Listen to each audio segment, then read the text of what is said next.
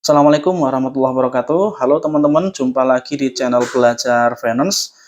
Di video kali ini saya mau sharing saham yang cukup menarik perhatian saya. Dia adalah perusahaan yang merupakan anak perusahaan dari BUMN Telekomunikasi Indonesia atau Telkom.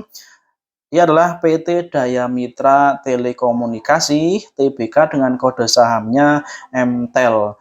Di kondisi hari ini tanggal 26 Mei 2023 harga sahamnya ditutup di harga Rp655. Oke, sekilas tentang profil dari MTEL ini teman-teman ya. MTEL IPO di tahun 2021 di bulan November dengan harga IPO waktu itu Rp800. Nah, sebelum kita bahas lebih jauh, oh ya, outline di video ini nanti saya akan sampaikan seputar apa core bisnis dari MTEL ini, kemudian bagaimana kinerja perusahaan, dan nanti juga kita akan bahas bagaimana prospek dan peluang untuk profit di saham MTEL ini teman-teman ya. Oke, kita simak untuk yang pertama. Dari profil perusahaan untuk MTEL ini, pemegang sahamnya mayoritas dipegang oleh PT Telkom Indonesia sebesar 71%, kemudian oleh PT Maleo Investasi Indonesia sebesar 5,9%. Dan di urutan ketiga adalah pemerintah Singapura sebesar 5,6%. Sedangkan sisanya saham MTEL ini dipegang oleh masyarakat sebesar 15,4%. Nah, ada yang menarik di sini teman-teman, bahwa kepemilikan dari saham Daya Mitra Telekomunikasi ini selain dimiliki oleh pemerintah negara Indonesia melalui BUMN Telkom, ternyata ada PT Maleo Investasi Indonesia. Nah, siapakah PT Maleo Investasi Indonesia ini? Sebuah perusahaan yang dibentuk oleh INA. INA adalah Indonesia Investment Authority ya, yang merupakan perusahaan yang dibentuk untuk mengakomodir kepentingan investasi dari SWF-nya Indonesia.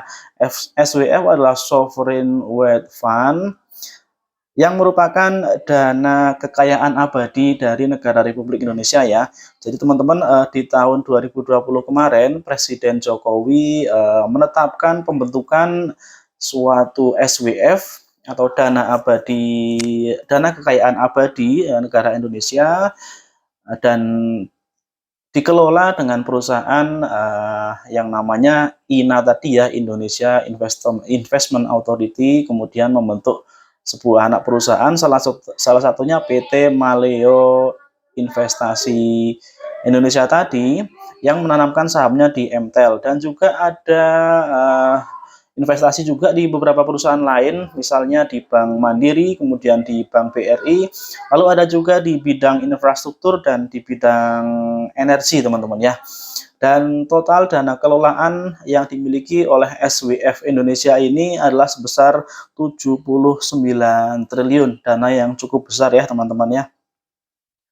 Oke, kemudian kita melihat lebih jauh tentang bidang usaha dari PT Daya Mitra Telekomunikasi ini atau MTEL ini, yaitu bidang usaha yang utama adalah bisa kita katakan sebagai penyedia infrastruktur di bidang telekomunikasi. Singkatnya bisa kita katakan bahwa MTEL ini adalah perusahaan di bidang penyediaan jasa eh, menara BTS ya, atau tower seluler, kemudian pengurusan untuk pembangunan infrastruktur tersebut, kemudian jaringan telekomunikasi nirkabel, jaringan telekomunikasi fiber optik, dan juga masalah suplai daya ke tower dan lain-lain ya teman-teman ya, seputar infrastruktur telekomunikasi tersebut. Kemudian dari sisi kepemilikan tower, ternyata MTEL ini merupakan yang terbanyak untuk kepemilikan towernya dibandingkan rivalnya, yaitu Sarana Menara Bersama atau kode sahamnya TOWR, dan juga dibandingkan dengan TBIG ya, Tower Bersama Infrastruktur. Jumlah tower dari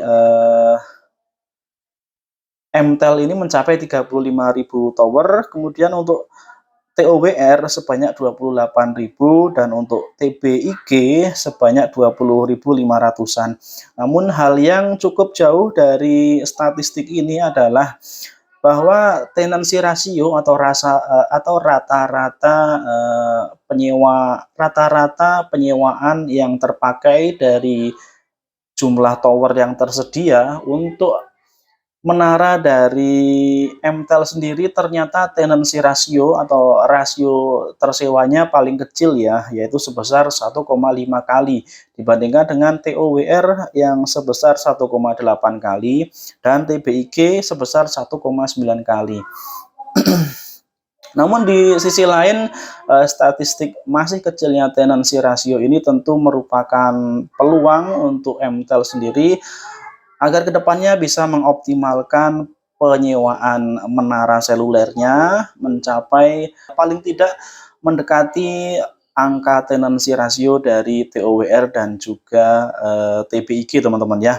Yang nantinya tentunya peningkatan jumlah tenancy ratio ini akan mendongkrak pula nilai pendapatan yang akan tercermin pula nantinya dari angka rasio angka pendapatan dibanding ekuitasnya teman-teman ya, atau ROE. Nah, selanjutnya kita lihat peta sebaran menaranya untuk MTEL ini mayoritas di Indonesia bagian barat ya teman-teman ya. Kemudian di Indonesia Timur kita lihat jumlahnya masih cukup sedikit, belum merata ya. Jadi total menaranya sebanyak 35.418 secara nasional, jumlah tenannya 52.000 dan tenancy ratio sekitar 1,5 kali tadi ya. Kita tentunya kita tahu teman-teman bahwa di beberapa tempat di Indonesia sinyal masih susah ya, kadang kita bepergian ke suatu tempat, kita sulit mendapatkan sinyal. Nah, disitulah fakta bahwa ternyata jaringan seluler jangkauannya belum merata ya di seluruh wilayah Indonesia ini teman-teman. Nah, kita lihat untuk sisi valuasinya dari segi PBV untuk MTEL ini masih tergolong murah jika dibandingkan dengan TOWR maupun TBIG. Nah, jadi untuk MTEL ini PBV-nya 1,59 dan kita lihat juga dari ROE-nya 5,8 dan untuk DER-nya masih bagus di bawah 100% ya, yaitu di angka 67%. Angka yang mencolok di sini barangkali ROE-nya masih kecil 5,8%. Namun jika kita melihat angka persentase profit dibandingkan hasil penjualannya atau net profit margin-nya cukup bagus ya di angka 24%. Nah, untuk kecilnya angka ROE ini kalau menurut saya ini karena memang sebagian besar modalnya belum bisa di-deliver menjadi pendapatan ya teman-teman ya. Sebagaimana kita tahu bahwa di tahun 2022 kemarin MTEL baru saja melakukan akuisisi tower-tower atau menara seluler yang dimiliki oleh Indosat, dan dari akuisisi tersebut sudah diakui sebagai ekuitas ya, sebagai aset tetap, namun untuk pendapatannya memang belum bisa maksimal ya. Nah, ini adalah PR bagi MTEL ke depannya agar bisa mengoptimalkan sisi pendapatannya untuk bisa mendongkrak nilai ROE-nya teman-teman. Nah, sedangkan PBV dari TOWR dan TBIG sendiri di kisaran 3 dan 4 kali teman-teman. Nah, kita lihat dulu ke sisi IPS-nya. IPS-nya dari tahun ke tahun terus bertumbuh ya. Dan cukup menarik di sini bahwa dividend payout ratio-nya untuk tahun 2022 di atas 100%. Namun demikian dividend yield-nya masih kecil angkanya sekitar 3%, dikarenakan tadi ya, karena PBV-nya masih cukup tinggi ya, di atas 1 untuk saham MTEL ini. Nah, kalau teman-teman mau melihat lebih jauh, bisa dilihat di laporan keuangan ya, seperti yang saya tampilkan ini. Saya bacakan sekilas bahwa di 2021 ada tambahan modal dari IPO yang mereka lakukan. Di tahun 2022 modal lancar hasil IPO tersebut dikonversi menjadi aset tetap ya. Salah satunya atau bahkan mayoritas adalah konversi menjadi aset tetap dari tindakan perusahaan melakukan akuisisi menara dari Indosat tadi teman-teman ya. Dan kemudian dari sisi liabilitas atau hutang, bisa kita lihat bahwa untuk hutang ini masih termanage dengan baik dan mungkin bisa kita tarik kesimpulan dari DER-nya ya. DER-nya di tahun terakhir di laporan keuangan tahun 2022 di angka 0,6 kali. Kemudian untuk sisi ekuitas 2021 ke 2022 ada peningkatan sedikit ya, cenderung stabil. Kemudian kita lihat untuk revenue atau pendapatan ada peningkatan teman-teman. Dan kita langsung lihat ke rasio keuangan seperti tadi untuk ROE itu masih di kisaran 5%, belum cukup bagus. Kemudian DER-nya masih 0, nah kalau kita melihat di situ net income margin-nya 23% ya, ini bagus untuk margin keuntungan. Nah, kita lihat ke bagaimana pergerakan harganya teman-teman. Jadi sejak IPO dengan harga Rp800 di November 2021 tadi, seperti terlihat di grafik ya, seperti itulah pergerakan harganya. Seringkali harga saham MTEL ini naik dan turun sepanjang tahun, dan kenaikan tertinggi di angka 830. Sedangkan penurunan terdalamnya sepanjang IPO sampai dengan saat ini tanggal 26 Mei itu harga terendahnya di Rp650. Sedangkan harga saat ini di 655. Jadi bisa kita bilang bahwa harga saat ini adalah harga terendah sejak saham MTEL ini melantai di bursa.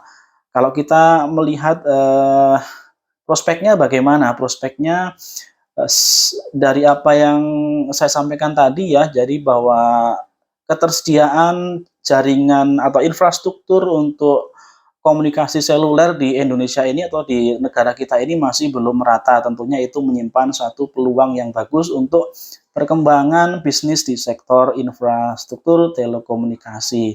Dan dari sisi modal, MTEL tentunya telah memiliki modal yang cukup besar dengan tambahan modal dari IPO tadi. Tinggal PR atau tantangan bagi perusahaan bagaimana memaksimalkan tenancy ratio sehingga paling tidak menyamai tenancy ratio dari TOWR dan juga TBIG.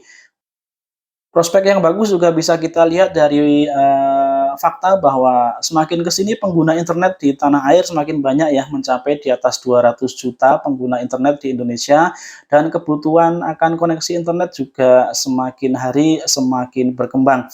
Kita tahu banyak perusahaan, banyak perkantoran yang menerapkan setelah pandemi kemarin mulai beradaptasi dengan work from anywhere ya. Jadi bisa bekerja dari mana saja dengan bantuan Zoom meeting, dengan bantuan koneksi-koneksi yang bisa diakses secara online. Tentunya itu menjadi peluang yang bagus ke depannya untuk industri telekomunikasi, teman-teman.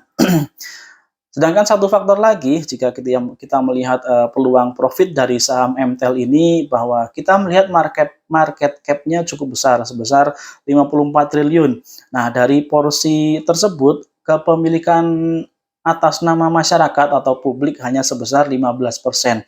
Nah, dengan kecilnya persentase kepemilikan masyarakat ini, kita mungkin berpikiran atau beranggapan ya, maka pergerakan harganya akan lambat. Karena pemegang saham mayoritas sebanyak kira-kira 85% ini adalah sebetulnya adalah institusi ya, adalah negara, baik itu negara Indonesia maupun negara Singapura. Dan tentunya peluang untuk ada tarik-tarikan harga naik dan turun hanya sebesar kepemilikan saham 15% tadi, teman-teman ya. Namun demikian, saham MTEL ini menurut saya layak dipertimbangkan untuk teman-teman barangkali mulai mencicil untuk mengkoleksi sahamnya mulai dari sekarang, karena tadi saham ini sedang berada di titik bawahnya, sedang berada di supportnya. Oh ya, kita lihat dulu dari sisi teknikal sedikit ya teman-teman ya. Kita lihat di situ dari grafik EMA 20 terlihat untuk harga saat ini masih bergerak mayoritas di bawah EMA 20 ya, bahkan sepanjang 1 bulan ini konsisten bergerak di bawah garis EMA 20. Jadi sepertinya belum ada tanda-tanda akan adanya kenaikan harga saham MTEL, dalam artian kenaikan yang cukup solid, belum ada tanda-tanda untuk dalam waktu dekat ini ya. Nah, dalam jangka panjang silakan dipertimbangkan juga dengan tentunya melihat prospek yang bagus dari usaha bidang telekomunikasi seperti yang tadi saya sampaikan. Oke teman-teman, itu saja untuk pembahasan saham kali ini, saham MTEL ya. Silakan dipertimbangkan dengan lebih teliti, lanjutkan analisanya dengan analisa teman-teman sendiri secara lebih mendalam. Ini bukan rekomendasi buy atau sell. Mudah-mudahan bermanfaat. Kita jumpa lagi di video berikutnya. Wassalamualaikum warahmatullahi wabarakatuh.